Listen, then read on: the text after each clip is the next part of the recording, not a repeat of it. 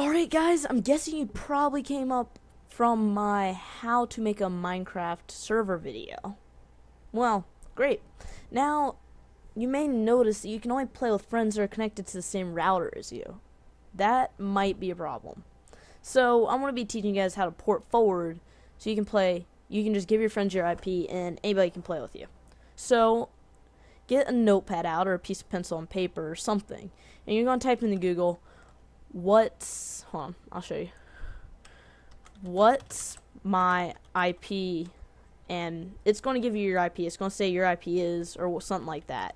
I'm not going to give you my IP, but just write that down or put it into a notepad file or something. I'm going to give you guys a few seconds to do that because you're going to need it. It's very important that you have that if you want, because that's going to be something you're going to be giving out to all your friends. Now, there are different ways around this. There's one very good website I love called noip.com. If, DDoS or gets a hold of your server, just cancel out. You can look up how to use it. It's a pretty simple service. Just look up noip. It'll come up. So, anyway. Now, as you can see, we're going to need to port forward. So, remember back in the how to set up a Minecraft server video, you either use 25565 or 31337. Now, I'm just going to be using 31337 because that's what I used. And obviously, it doesn't just replace 31337 with 25565 if that's what you used, okay? So, let's get to work. So, we're going to do 192.168.1.1. That's my routers to log onto my router. Your router's different, and if your parents have changed your username or password, mine's still default, so that's not a problem for me, then you're going to need to get their permission to do this. So, I have the WRT310N. Pretty good router. Whoops, wrong one. Anyway, yeah. I am actually going to turn that off because I don't use that anymore.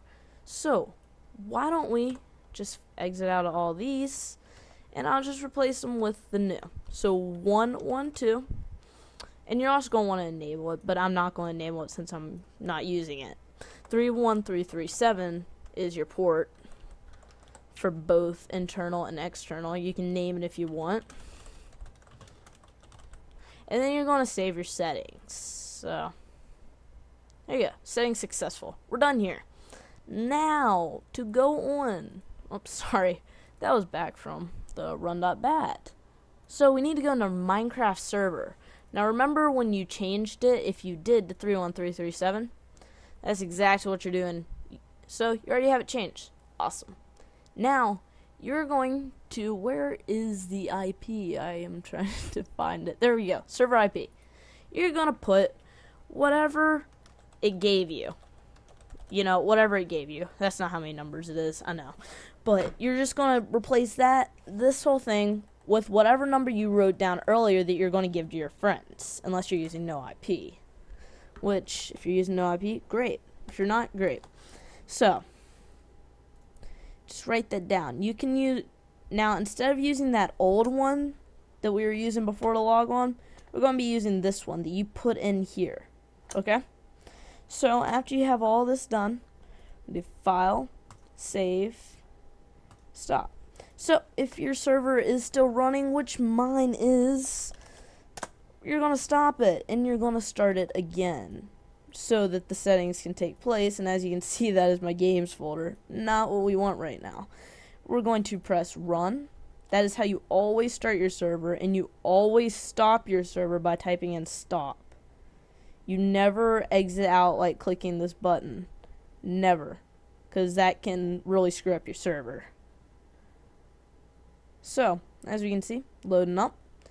Getting everything. So now as you can see, I can log on. You can use the IP that you wrote down earlier in the notepad file, and you're all good. Your friends can use it too. Easy as cake. Guys, port forwarding takes minutes. It's worth it. It's about half the time of actually setting up your server. And that's with me explaining it. It takes me about 30 seconds to actually port forward. So guys, no downloading, no nothing. It's super simple, and it allows anybody to play on your server, but also remember that it allows DDoSers to still attack you.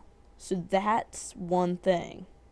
If you're not experienced in servers, or if you don't want to take that risk, then don't. Because it can sometimes be a pain to change your IP address. And DDoSers can do a lot of damage. Even though it is illegal, people still do it. So just always keep that in mind. Don't take risks that you don't have to. But if you really want to play with your friends online, this is how you do it. So thanks for watching. Next is going to be a video on useful plugins and commands. I know I'm doing commands, not sure about plugins. That might be a different video. But thank you guys for watching. Just remember, use this at your own consent. And I'll see you guys later.